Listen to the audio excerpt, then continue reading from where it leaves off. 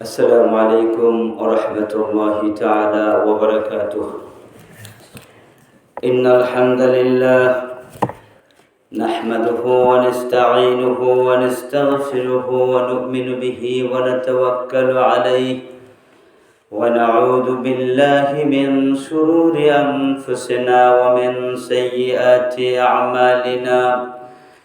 من يهد الله فلا مضل له ومن يضلله فلا هادي له، ونشهد أن سيدنا وسندنا وحبيبنا وطبيبنا وطبيب قلوبنا ومولانا محمدا عبده ورسوله الذي أرسله بالحق بشيرا ونذيرا وداعيا إلى الله بإذنه وسراجا وقمرا منيرا. أما بعد فقد قال الله تعالى في قرآن المجيد.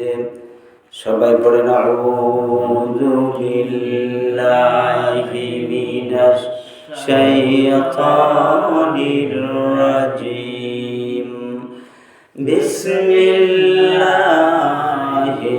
রাহমানির রহিম। ওয়াল আসর ইন্নাল ইনসানা লাফী খুসর إلا الذين آمنوا وعملوا الصالحات وتواصوا بالحق وتواصوا بالصبر. صدق الله العظيم. وقال تعالى في كتابه لشان حبيبه صلى الله عليه وسلم آمرا ومخبرا إن الله وملائكته يصلون على النبي يا أيها الذين آمنوا صلوا عليه وسلموا تسليما. اللهم صل على سيدنا مولانا محمد وعلى آل سيدنا مولانا محمد. اللهم صل على سيدنا مولانا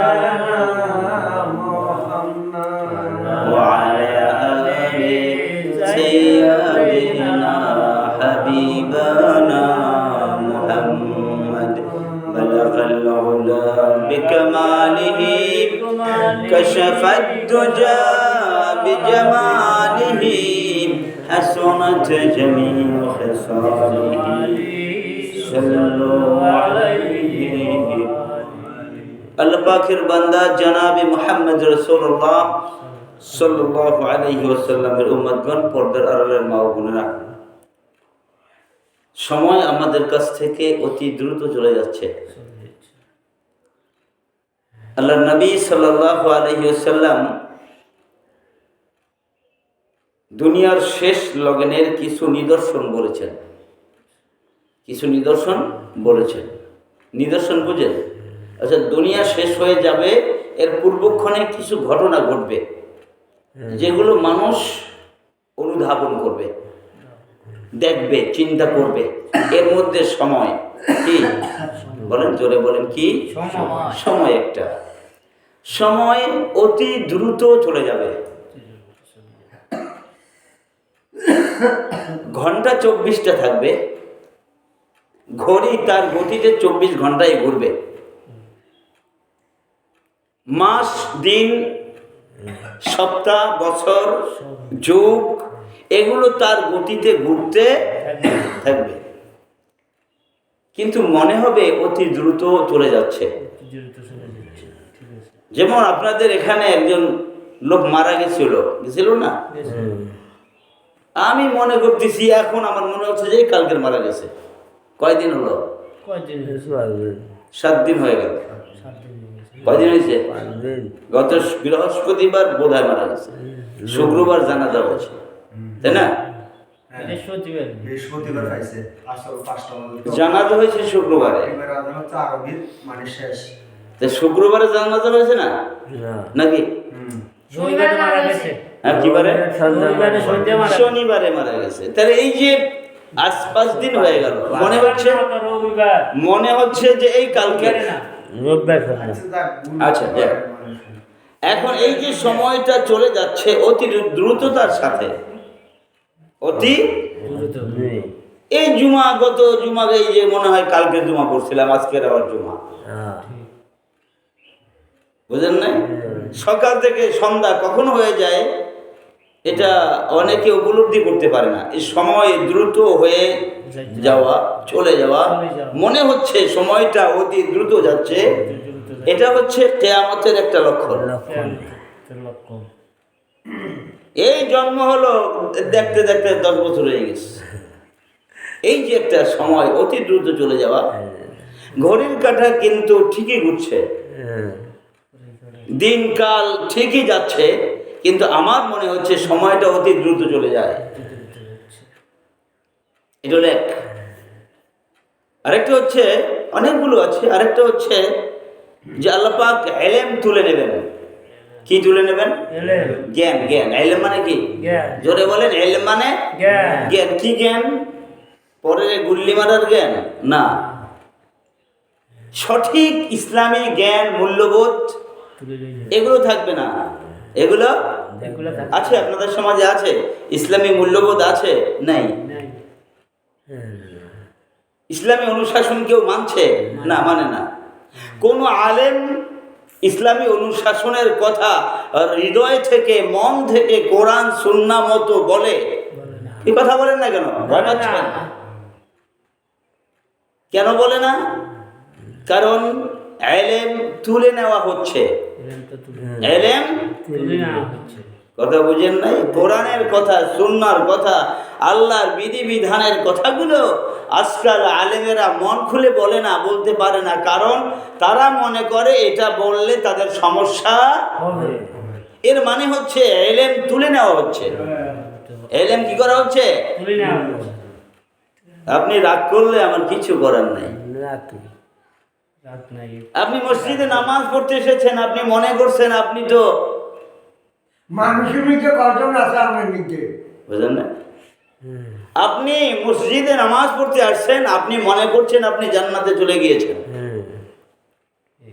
আমি মসজিদের এখানে বসে কথা বলছি, আমি মনে করছি আমি তো সব জানি, সব বলছি, কিন্তু আপনার মধ্যে আমার মধ্যে একটা গ্যাপ রয়ে গেছে। কি রয়ে গেছে? গ্যাপ। বুঝেন? গ্যাপ, এটা পার্থক্য, এটা ফাঁকা। সঠিক দিনের কথাটা আমি এখানে বলছি না, আর যখনই আমি বলতে চাই আপনার কাছ থেকে বাধা আসে। কি আসে? আপনার কাছ থেকে কি আসে? বাধা আসে। যার কারণে ইমামেরা, আলেমেরা কথাগুলো না বলতে, চর্চা না করতে ইলম উঠে গেছে। এখন আর ইলমের কথা চর্চা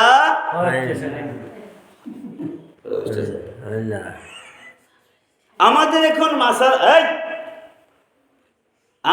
এখন মাসালা বলতে হয় মসজিদের মুসল্লিরা যেভাবে খায়, বুঝতেছেন? এখন ইমামদের মাসালা শিখতে হয় কার কাছ থেকে? মুসল্লিদের কাছ থেকে। মুসল্লিরা যেভাবে পছন্দ করে ইমাম সেভাবে কথা বলতে অভ্যস্ত হয়ে গিয়েছে, কারণ সঠিক জ্ঞান আল্লাহ তুলে নিয়েছেন। তো আমরা আজকে যে বিষয়টি নিয়ে আলোচনা করব, আলাপ করব, কথা বলবো, সেই বিষয়টা হলো সময়ের দাম। সময়ের দাম। আপনি 60, 65, 70 বছরের আজকের একজন বৃদ্ধ মানুষ,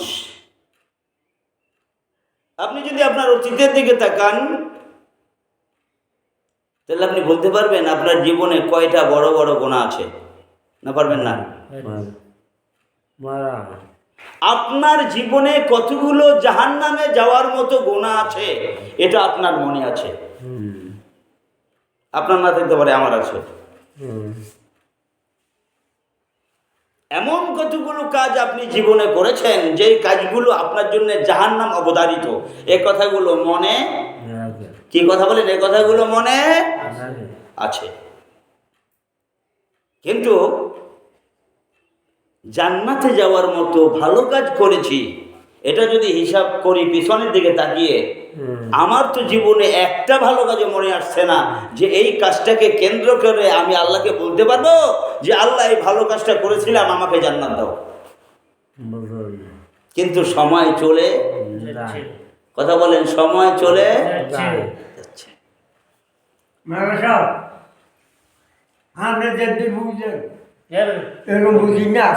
আচ্ছা বসে কথা বলছি, শোনেন, আস্তে আস্তে আস্তে আস্তে শোনেন, কাজে লাগবে। অনেকে এই কথাগুলো বলতে চায় না, অনেকে বলতে চায় না। আমরা সাহস করে বলছি, আল্লাহর কাছে দোয়া করছি আমাদের এই কথাগুলো আল্লাহ কবুল করেন। আমিন বলেন, জোরে বলেন আমিন। আল্লাহ রাব্বুল আলামিন বলেন ওয়াল আসর, বলেন ওয়াল আসর, সময়ের কসম, যুগের কসম, মহাকালের কসম। যেই যুগ, যেই সময়, যেই কাল তোমার জীবন থেকে অতীত হয়ে এসেছে, সেই অতীতের সময়গুলোর কথা যদি চিন্তা করো তাহলে তুমি দেখবা জাহান্নামে যাওয়ার মতো অসংখ্য কাজ তোমার জীবনে ঘটেছে, জান্নাতে যাওয়ার একটা কাজও তোমার জীবনে ঘটে নাই। আমি আল্লাহ বলছি তোমার সেই সময়ের কসম, তোমার সেই সময়ের কসম। তুমি তোমার সময়টা কিভাবে অতিবাহিত করেছো, কিভাবে কেটেছো? এই সময়টা তোমার বানানো সময় নয়, এই সময়টা দেওয়ার মালিক ছিলাম আমি আল্লাহ। আল্লাহ আল্লাহ আল্লাহ। পৃথিবীতে এমন অনেক মানুষ এই এখন জন্মগ্রহণ করেছে, 2, 3, 5 ঘন্টা পৃথিবীতে থাকার পরে আল্লাহ রাব্বুল আলামিন তাকে তুলে নিয়েছেন। এ পৃথিবীতে থাকতে এ জীবন, এ পৃথিবীতে থাকতে পারে নাই। 2-3 ঘন্টা পৃথিবীর স্বাদ দেখেছে, কিচ্ছু বোঝে নাই। অনেক শিশু পৃথিবীতে এসেছে মৃত্যু অবস্থায়, পৃথিবীতে একবার চক্ষু খোলার সুযোগ পায় নাই। অনেক মানুষ এই পৃথিবীতে এসেছে, ওদের টগবগ যৌবন শুরু হয়েছিল, ওরা ভাবছিল জীবনে অনেক কিছু করবে, অনেক কিছু পাবে, অনেক আশা ভরসা জীবনে ছিল। সামনের থেকে ট্রাক ছুটে এসেছে, মোটর সাইকেলটা ট্রাকের নিচে ঢুকে গিয়েছে, জায়গায় শেষ। আছে না নাই? সকাল বেলায় বাজারে রওনা হয়েছে, একটু পরে বাড়িতে খবর এসেছে তোমার 25 বছরের ছেলেটা আর বেঁচে আছে না নাই? Stroke, heart stroke, brain stroke, motorcycle accident, জীবনের কোনো স্বাদ সে পূর্ণ করতে পারে নাই। অনেক আশা ছিল। আল্লাহ পাক বলছেন যারা 70 বছরের, তোমরা শুনো, মৃত্যুর আসার পূর্বে, পৃথিবীতে আসার পূর্বে তোমাকে মৃত্যু হিসাবে একটা সন্তান আমি জন্ম দেই নাই। পৃথিবীতে আসার সাথে সাথে তোমার প্রাণটা আমি কেড়ে নেই নাই। 22, 24, 25 বছরে গাড়ির তলে অ্যাক্সিডেন্ট করে আমি তোমাকে মারি নাই। স্ট্রোক করে 30-35 বছরে আমি তোমাকে মারি নাই। 70 বছর পর্যন্ত তোমাকে আমি সময় দিয়েছি। সুবহানাল্লাহ। কত বছর? 70 বছর পর্যন্ত আমি তোমাকে সময় দিয়েছি। এই 70 বছরের ভিতরে তোমার জীবনে জান্নাতে যাওয়ার মতো একটি কাজ তোমার জীবনে নেই, জাহান্নামে যাওয়ার মতো অসংখ্য গুনাহ তুমি করে বসে আছো। সময়ের কসম। কির কসম? সময়ের কসম। সময়টা চলে যাচ্ছে। আজকে তুমি 65-70 বছরের, এখনো জুমার নামাজটা পড়ার জন্য তোমার সুযোগ আছে না নাই? আসরের নামাজটা পড়ার সুযোগ আছে না নাই? আল্লাহ রাব্বুল আলামিন বলছেন মা কাদ সালাফ, বলেন মা কাদ সালাফ, যা হয়েছে হয়েছে, বলেন যা হয়েছে হয়েছে। এখন থেকে দৃঢ় হও, সংকল্প গ্রহণ করো, এখন থেকে জীবনে কোনো ভুল সিদ্ধান্ত গ্রহণ করবে না। পারছি আমরা করতে? না, এখনো পারছি না। আমার এই সমাজে এই কয়জন মানুষ বলেন, আমার সমাজের এই কয়জন মানুষই কি মারা যাবে না বেঁচে থাকবে? প্রতিটি মানুষ মৃত্যুর স্বাদ গ্রহণ করবে, তাকে স্থান পরিবর্তন করতে হবেই, হবে না হবেই। তাওআন আও কারহান ইলাইহি ইরজাউন, ইচ্ছা হও অনিচ্ছায় হও সেখানে তোমাকে ফিরে যেতেই হবে। আল্লাহ রাব্বুল আলামিন বলছেন ওয়ালা আসর, সময়ের কসম, যে 70 বছর তোমার জীবন থেকে চলে গেল, কিচ্ছু করতে পারো নাই, জাহান্নামের জন্য রাস্তাকে উন্মুক্ত করেছ, ওই আমি আল্লাহ তোমার 70 বছর সম্পর্কে বললাম মা কাদ সালাফ, যা হয়েছে হয়েছে, এখন থেকে সিদ্ধান্ত গ্রহণ করো, তুমি প্রতিটি পদে পদে জান্নাতের দিকে ধাবিত হবে। আছে নাই কেউ? না, কেউ নেই। প্রখ্যাত মুফাসসির তিনি বাজারে গেলেন, বাজারে একজন মুফাসসির, তিনি কই গেছেন? বাজারে। তো বাজারে গিয়ে দেখছে যে একজন বরফ বিক্রি করতেছে। কি বরফ? বরফ বলেন, খোলা বাজারে বরফ বিক্রি করতেছে। প্রচন্ড রৌদ্রের ভিতরে মানুষেরা বরফ নিয়ে পানিতে মিলিয়ে ঠান্ডা করে পানি খায়, কারণ তখন তো আর ফ্রিজ ছিল না। আজ থেকে 200 বছর আগে কি ছিল না? ফ্রিজ ছিল না, তবে বরফ কল ছিল। তো মুফাসসির বাজারে গিয়ে দেখছে যে এক লোক বরফ বিক্রি করতেছে এবং চিল্লাচ্ছে। কি করছে? লোকটা চিল্লাইয়া বলছে যে আপনাদের যাদের বরফের প্রয়োজন আমাকে একটু সাহায্য করেন, সহযোগিতা করেন, আমার রেজেক আস্তে আস্তে গলে ঝরে যাচ্ছে, আপনারা যদি বরফ না কেনেন তাহলে আমার রুজি রুটি গলে যাচ্ছে। কি হয়ে যাচ্ছে? অর্থাৎ বরফ যদি গলে যায়, গলা বরফ না। তো মুফাসসির বলছেন যে আমি এই লোকটার চিল্লা চিল্লি দেখে সূরা আসরের তাফসীর খুঁজে পেয়েছি। সুবহানাল্লাহ। সূরা আসরের তাফসীর আমি বুঝতে পেরেছি যে আল্লাহ পাক কেন সূরা আসরের ভিতরে প্রথম ওয়াও একটি অক্ষর দিয়ে বলছেন ওয়াল আসর, সময়ের কসম। এর মানে হচ্ছে তোমার জীবন থেকে আমি প্রদত্ত প্রতিটি মুহূর্ত বরফের মতো গলে গলে শেষ হয়ে যাচ্ছে। যদি বরফ সব গলে যায়, লোকটার রুজি রুটি শেষ। মোম দেখেছেন না? মোম আমরা জ্বালিয়ে পড়তাম আগে, এখনো আছে, ওই যে দরগায় টরগায় জ্বালায়। মোম জ্বালালে মোম জ্বলতে থাকে, সুতা জ্বলে, আর মোম কি হয় বলেন? সুতা জ্বলে, মোম জ্বলে।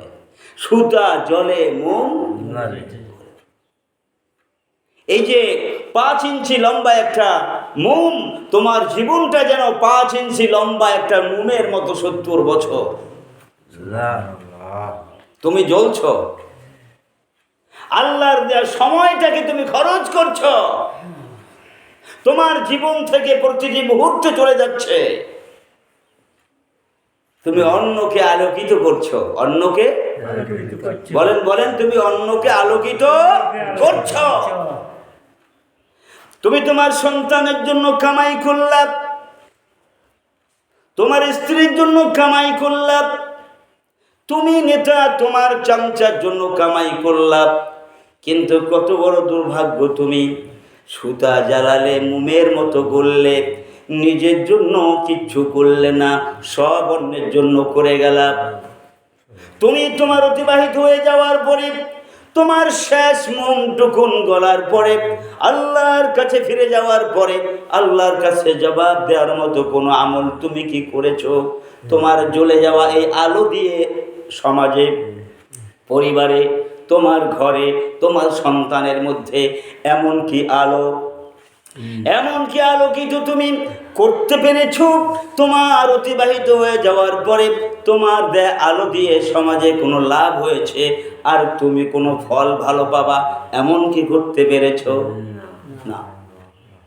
আজকের আমার ছেলে গাঁজাখোর, কি আমার মেয়ে বেপরদায় চলে, আমার স্ত্রী বেপরদায় চলে, আমার পরিবার সুদে ঘুষে দুর্নীতিতে চলে, অথচ আমি গার্ডিয়ান, আমার জীবন শেষ হয়ে যাচ্ছে, আমার জীবন আমি জ্বলে জ্বলে কয়লা হয়ে যাচ্ছি, ফুরিয়ে যাচ্ছি, অথচ আমি আমার পরিবারের মধ্যে আমার আলো দিয়ে এমন কোনো আলোকিত মানুষ তৈরি করতে পারলাম না যে আমার পরে ওই আলো আমার খবরে যাবে। এরকম বাবা কজন আছি আমরা? নাই। আমার ছেলে আমার কথা শুনছে না, আমার ছেলে দিনের উপরে চলছে না, আমার মেয়ে আমার কথা শুনছে না, দিনের উপরে চলছে না, আমার পরিবার চলছে সুদ ঘুষ দুর্নীতি দিয়ে। কতদিন? আল্লাহ বললেন ওয়াল আসর, সময়ের কসম। কিসের কসম? সময়ের কসম। পরের আয়াতে আল্লাহ বললেন ইন্নাল ইনসানা লাফি খুসর, নিশ্চয়ই মানুষ ক্ষতির মধ্যে রয়েছে। কিসের মধ্যে? ক্ষতির মধ্যে। এই যে জ্বলে যাচ্ছ, সময়টা শেষ হয়ে যাচ্ছে, এর পরবর্তীতে যা হবে তুমি মহা বিপদের মধ্যে পড়ে যাবা। কে বলছেন? আল্লাহ। সময়ের দেওয়ার মালিক কে? আল্লাহ। আপনাকে সৃষ্টির মালিক কে? আল্লাহ। বাঁচিয়ে রাখার মালিক কে? এই 70 বছর কার অবদান? এই যা কিছু করেছেন কার দেয়া? সব কিছু আল্লাহর দেয়া। আপনি ব্যবহার করে আপনাকে তিলে তিলে শেষ করে দিয়ে ধাবিত হচ্ছেন আপনি ক্ষতির দিকে। কিসের দিকে? ক্ষতির দিকে। কিসের দিকে? ক্ষতির দিকে। আপনার জীবনটা ক্ষতির মধ্যে পড়ছে। অর্থাৎ এই দুনিয়া ছেড়ে যাওয়ার পরে আপনি যখন আপনার রবের সামনে দাঁড়াবেন, তখন দেখবেন শুধু অন্ধকার আর অন্ধকার। কি দেখবেন? অন্ধকার আর অন্ধকার। কারণ জীবনে এমন কোনো ভালো কাজ নিজেও করে দিতে পারেন নাই, আর আপনার পরে আপনার এই যে কামাই করা, রোজগার করা, আপনার প্রচেষ্টায় যাদেরকে রেখে গিয়েছেন তারাও ভালো পথে চলে না। ইন্নাল ইনসানা লাফি খুসর, নিশ্চয়ই মানুষেরা মহা ক্ষতির মধ্যে রয়েছে। যদি জীবনটাকে সংগঠিত করে না যেতে পারে তাহলে সে ক্ষতির মধ্যে রয়েছে। আল্লাহ রাব্বুল আলামিন কারা কারা ক্ষতির মধ্যে পড়বে না পরের আয়াতে বর্ণনা করছেন। আল্লাহ রাব্বুল আলামিন বলছেন ইল্লাল্লাযীনা আমানু, সুবহানাল্লাহ সুবহানাল্লাহ, ইল্লাল্লাযীনা আমানু, হ্যাঁ যারা ঈমান আনবে, ও আমিলুস সলিহাত, এবং ভালো কাজ করবে। কি কাজ? ভালো কাজ। তাহলে বোঝা যায় খারাপ কাজও কি আছে, খারাপ কাজও আছে। আল্লাহ যেহেতু ভালো কাজের কথা বলছেন, যে যারা কি কাজ করবে, ভালো কাজ, তাহলে বোঝা গেল খারাপ কাজও যদি ভালো থাকে তাহলে খারাপ থাকবে, খারাপ থাকলে বলেন বলেন খারাপ থাকলে ভালো থাকবে, ভালো থাকলে। এখানে আল্লাহ কাদের কথা বলেছেন? ভালোর কথা। কাদের কথা?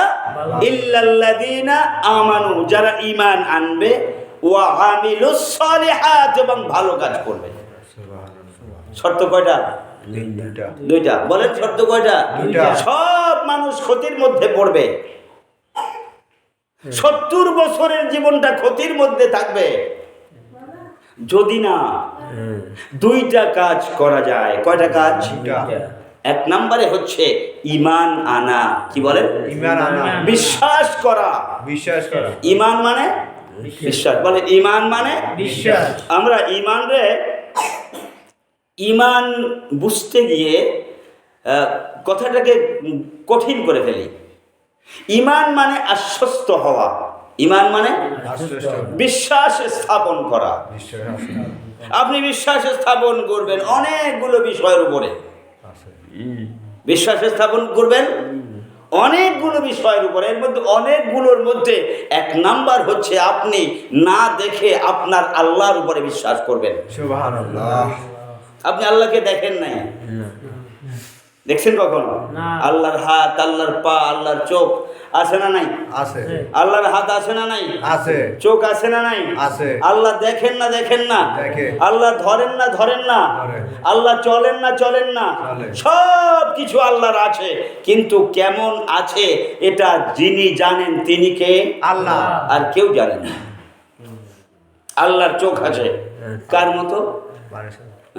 আল্লাহর মতো। বলেন আল্লাহর চোখ আছে, কার মতো?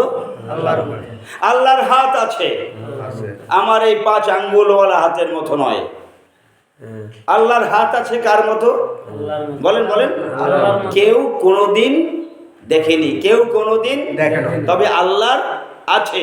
এগুলো কোরআন সুন্নাহ দ্বারা প্রমাণিত। এই যে আল্লাহর হাত আছে, আল্লাহর চোখ আছে, আল্লাহর পা আছে, এই সব কিছুকে আমরা না দেখে আল্লাহকে বিশ্বাস করি।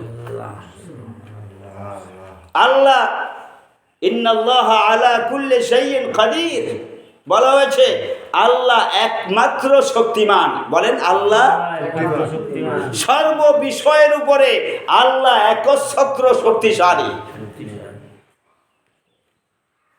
আমরা অনেক সময় বলি যে ইন্নাল্লাহা আলা কুল্লি শাইইন কাদির, আল্লাহ সর্বশক্তিশালী। সর্বশক্তিশালী যদি হয়, সর্বশক্তিমান যদি হয়, তাহলে আল্লাহর পরেও আরো কিছু শক্তিশালী আল্লাহর সাথে আছে, এটাকে স্বীকার করা হয়। আচ্ছা বলেন, আল্লাহর সাথে শক্তিশালী আরো কেউ থাকতে পারে, এটা কি আমরা বিশ্বাস করি? না। আল্লাহ একমাত্র শক্তিমান। বলেন আল্লাহ সব বিষয়ের উপরে আল্লাহ একচ্ছত্র শক্তিশালী। এই বিষয়টা আপনাকে বুঝতে হবে। সর্বশ্রেষ্ঠ নবীকে আমাদের নবী মুহাম্মাদুর, পড়েন মুহাম্মাদুর। সর্বশ্রেষ্ঠ নবীকে আবার বলেন মুহাম্মাদুর। বলেন আমাদের নবী, বলেন আমাদের নবী মুহাম্মাদুর সাল্লাল্লাহু আলাইহি ওয়াসাল্লাম। ইনি হচ্ছেন সর্বশ্রেষ্ঠ নবী। তাহলে সর্ব মানে সবার, সর্ব মানে সবার, আর শ্রেষ্ঠ মানে বড়, মানে সবার মধ্যে যিনি বড়। বলেন বলেন, সবার মধ্যে যিনি বড় তিনি হচ্ছেন সর্বশ্রেষ্ঠ। তাহলে সবের মধ্যে 1 লক্ষ, 2 লক্ষ, 24,000, 40,000, 10,000 বিভিন্ন মতবিরোধের নবী আছেন। 1 লক্ষ, 2 লক্ষ, এই সব নবীদের মধ্যে বড় নবী যিনি, মহান নবী যিনি, তিনি হচ্ছেন আমাদের নবী মুহাম্মাদুর রাসূলুল্লাহ সাল্লাল্লাহু আলাইহি ওয়াসাল্লাম। এই জন্য আমরা বলি সর্বশ্রেষ্ঠ নবী হচ্ছে আমাদের নবী। বলেন সর্বশ্রেষ্ঠ নবী হচ্ছে আমাদের নবী। তাহলে আমাদের নবীর সাথে আরো অসংখ্য নবী আছে না নাই? মুসা আছে, আছে না? ঈসা আছে, ইব্রাহিম, আইয়ুব, সুলাইমান, ইউসুফ, যুলকারনাইন, এরপরে নূহ, ইদ্রিস, শীষ, 25 জন আছে কোরআনে। এছাড়াও লক্ষ লক্ষ নবী থাকার কথা আমরা প্রমাণ আছে। এই নবীদের মধ্যে শ্রেষ্ঠ নবীকে মুহাম্মাদুর রাসূলুল্লাহ সাল্লাল্লাহু আলাইহি ওয়াসাল্লাম। তাহলে সর্বশ্রেষ্ঠ নবী মুহাম্মদ সাল্লাল্লাহু আলাইহি ওয়াসাল্লাম, আর সর্বশ্রেষ্ঠ হচ্ছেন আল্লাহ। তাহলে মানে হচ্ছে আল্লাহরও সাথে আরো কিছু শ্রেষ্ঠ আছে। নাউযুবিল্লাহ পড়েন। আল্লাহর সাথে আর কেউ আছে? তাহলে আল্লাহ কি সর্বশ্রেষ্ঠ হবেন? না, আল্লাহ হচ্ছেন একমাত্র ক্ষমতাসীন। বলেন সর্ব বিষয়ের উপরে, বলেন সর্ব বিষয়ের উপরে একমাত্র ক্ষমতাসীন হলেন আল্লাহ। ইন্নাল্লাহ বলেন আলা কুল্লি শাইইন কাদির, সর্ব বিষয়ের উপরে একমাত্র শক্তিধর হচ্ছেন আল্লাহ। এর মানে হচ্ছে লাত, মানাত, উজ্জা, এরপরে ওই শ্রীকৃষ্ণ, রাম, ভগবান, সবার মধ্যে আল্লাহ একজন, এরকম কি এদের মধ্যে আল্লাহ একজন না। আল্লাহ কি ভগবানের সাথে, কৃষ্ণের সাথে, এর লাত, মানাত, উজ্জার সাথে, আল্লাহর সাথে এদের কোন তুলনা আছে? নবী মুহাম্মাদের সাথে অন্য নবীদের তুলনা আছে? নবী মুহাম্মাদের সাথে অন্যের তুলনা আছে, কারণ তারাও নবী, তিনি হচ্ছেন শ্রেষ্ঠ নবী। তিনি কি? আল্লাহ শক্তিশালী, রামকৃষ্ণ শক্তিশালী না। মাশাআল্লাহ, বুঝছেন? তাহলে নবী যেরকম অন্য অন্য নবীদের সাথে শ্রেষ্ঠ, আল্লাহ অন্য অন্য ভগবানদের মধ্যে শ্রেষ্ঠ নন। সুবহানাল্লাহ। এর মানে হচ্ছে, কথাটা বুঝাইতে পারছি? ক্লিয়ার করতে হবে, আল্লাহ সর্বশ্রেষ্ঠ নন। আল্লাহ সর্ব বিষয়ের উপরে একচ্ছত্র শক্তিধর। সুবহানাল্লাহ বলেন। আল্লাহ সর্ব বিষয়ের উপরে একচ্ছত্র শক্তিধর। আল্লাহর সাথে লা মিসাল লাহু ওয়ালা তামসিল লাহু, আল্লাহর কোন উদাহরণ নাই। নবী মুহাম্মাদের উদাহরণ আছে। মুসার চেয়ে ঈসার মূল্য বেশি, উদাহরণ। সব নবীদের মধ্যে ইব্রাহিমের মূল্য বেশি, আর সমস্ত মূল্যবান সম্মানিত নবীদের মধ্যে মুহাম্মদুর রাসূলুল্লাহ সাল্লাল্লাহু আলাইহি ওয়াসাল্লামের মূল্য বেশি। তাহলে নবীদের মধ্যে নূহ আলাইহিস সালামের মর্যাদা অন্যান্য নবীদের চেয়ে বেশি, মুসার বেশি, ঈসার বেশি, ইব্রাহিমের বেশি। সর্বোপরি সব নবীদের উপরে মুহাম্মদুর রাসূলুল্লাহ সাল্লাল্লাহু আলাইহি ওয়াসাল্লামের মর্যাদা সবার ঊর্ধ্বে। আল্লাহ কি তেমন? সুবহানাল্লাহ, তো বুঝতেছেন, আল্লাহ কি তেমন না। মানুষের ধারণা মতে পৃথিবীতে বিভিন্ন জাতের ধর্মের মানুষের মধ্যে আল্লাহর বিভিন্ন রূপ আছে না নাই? হিন্দুদের মধ্যে আল্লাহর রূপ কি? ভগবান। বলেন ভগবান। খ্রিস্টানদের মধ্যে আল্লাহর রূপ হচ্ছে যীশু খ্রিস্ট। ইহুদিদের মধ্যে আল্লাহর রূপ হচ্ছে ওজাইর, আল্লাহর ছেলে। পৃথিবীতে 4-5 হাজার ধর্ম আছে, তাদের প্রত্যেকটি ধর্মের মধ্যে এক একজন আল্লাহ আছে না নাই? আমাদের আল্লাহ কি তাদের সাথে একজন? সুবহানাল্লাহ, আলহামদুলিল্লাহ পড়েন। আমরা বুঝতে পেরেছি, আমরা বুঝতে সক্ষম হয়েছে, সময় লেগেছে। আল্লাহ সর্বশক্তিমান নয়, আল্লাহ হচ্ছেন সব বিষয়ের উপরে একচ্ছত্র ক্ষমতাধর। সুবহানাল্লাহ। এই বিষয়টা বুঝতে না পারলে ঈমান রাখা মুশকিল। তাহলে আমরা সূরা আসরের আজকের আলোচনা দ্বিতীয় আয়াতে আমরা শুরু করেছি, ইন্নাল্লাযীনা আমানু ওয়া আমিলুস সলিহাতি, নিশ্চয়ই যারা ঈমান আনবে আর ভালো কাজ করবে। কি করবে? কি করবে? ঈমান আনবে। 1 নম্বরে কি করবে? 2 নম্বরে কি করবে? আমরা ঈমান এবং ভালো কাজের উপরে ইনশাআল্লাহ আগামী জুমায় বিস্তারিত আলোচনা করব। আল্লাহ পাক আজকের যে আলোচনা আমরা করলাম, যে সূরা আসরের যে সময়ের কসম, ও যুবক তোমরা যারা বসেছো, তোমাদের জীবন থেকে সময়গুলো চলে যাচ্ছে। বিশ্বাস করো, আল্লাহ যদি ভালোবাসেন, আল্লাহ যদি চান, তুমিও আমার মতো একদিন বয়স্ক হবা, তোমার দাড়িও একদিন আমার মতো সাদা হয়ে যাবে, তোমার ব্রেনের একদিন এই যে আজকের খুব সচল, এটা একদিন বিকল হতে থাকবে। এই সময়টা আসার আগে ওয়াল্লাহ সময়ের কসম, এই সময় থেকে তুমি যথেষ্ট শিক্ষা গ্রহণ করো, এই সময়টা কাজে লাগাও। এমন না হয় আমার মতো 60, 65, 70 বছর, 50 বছর তোমার যখন বয়স হবে, তখন অতীতের দিকে তুমি তাকায় দেখবা জাহান্নামে যাওয়ার অসংখ্য রাস্তা তোমার জন্য অপেক্ষা করছে, আর জান্নাতে যাওয়ার কোনো রাস্তা তুমি তৈরি করতে পারো না। এরকম না হয়। এই জন্য আজকের থেকে, এখন থেকে বলো, কখন থেকে? এখন থেকে বলো, কখন থেকে? এখন থেকে আমার টার্গেট করতে হবে মা কাদ সালাফ, আমার জীবনে যা অতীত হয়ে গেছে আল্লাহ মাফ করুন, আমি আজকের থেকে আমার জীবনটাকে গড়বো। কি করব? আমার জীবনটাকে কি করব? কোরআন এবং সুন্নাহর আলোকে। বলো, কোরআন এবং আমাকে যে যা বলে বলুক, আমাকে কে কি বলবে আমার কিচ্ছু আসে যায় না, আমাকে গড়তে হবে কোরআন আর সুন্নাহর আলোকে। বলো, কোরআন এবং সুন্নাহর আলোকে আমাকে গড়তে হবে, কারণ আমার জীবনের দাম নাই। আমার জীবনের দাম আছে, আমার জীবনের দাম আছে। আমি চাই আমার এই দামি জীবনটা, যে জীবন সম্পর্কে আল্লাহ কত কিছু আছে বাদ দিয়ে আল্লাহ বললেন ওয়াল আসর, সময়ের কসম। আমি বুঝি না, আমার আল্লাহ বুঝেছেন। সুবহানাল্লাহ। আমি বুঝি না সময়ের কি দাম, আমার আল্লাহ বুঝেছেন সময়ের দাম। তাই আল্লাহ সময়ের কসম করে তোমার মতো যুবককে বলছেন যে দাড়ি সাদা হয়ে যাওয়ার আগে তোমাকে যে যৌবন আমি দিয়েছি, বান্দা এই যৌবন আমি আল্লাহর পথে কাজে লাগাও। আল্লাহ পাক আমাদের সকলকে বোঝার তৌফিক দান করুন। আমিন। হাদা মা ইনদি ওয়াল ইলমু ইনদাল্লাহ। সুবহানাকা আল্লাহুম্মা বিহামদিক আশহাদু আল লা ইলাহা ইল্লা আনতা আস্তাগফিরুকা ওয়া আতুবু ইলাইক। ওয়াসসালামু আলাইকুম ওয়া রাহমাতুল্লাহি ওয়া বারাকাতুহু।